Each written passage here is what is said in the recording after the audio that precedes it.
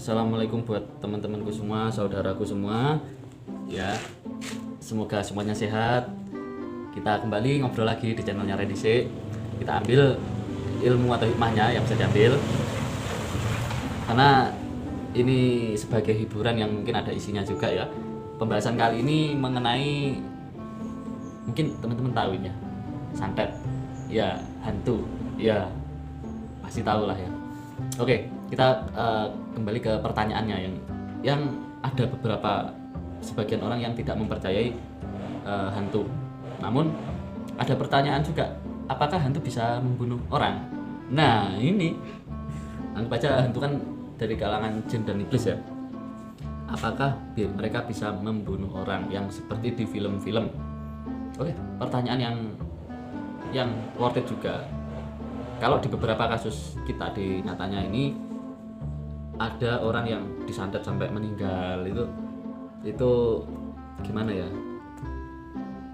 Bukannya tidak percaya, tapi ada beberapa syarat yang harus dipenuhi untuk makhluk halus seperti itu untuk membunuh manusia. Bisa tak? Bisa. Jadi gini, ini opini saya pribadi yang selama ini saya dengar, saya ambil kesimpulan ya. Kalau hantu sendiri pada ya semisal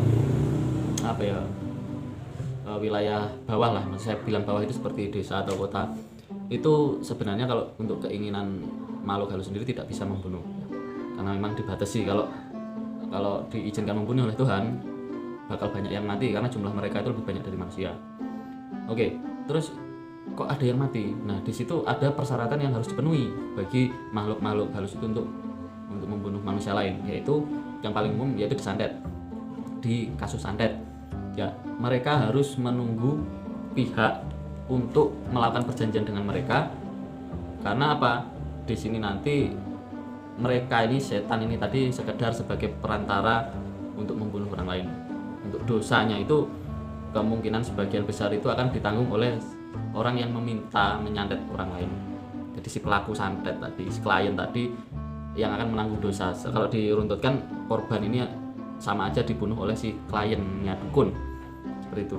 Jadi kalau dibilang orang menyantet orang lain sampai mati, itu otomatis si klien tadi yang meminta dukun tadi itulah yang membunuh. Dia otomatis sebagai pembunuh, bukan dukunnya. Dukun ini ya juga pembunuh sih, cuma si dukun nanti sekedar perantara. Kalau otaknya si klien tadi.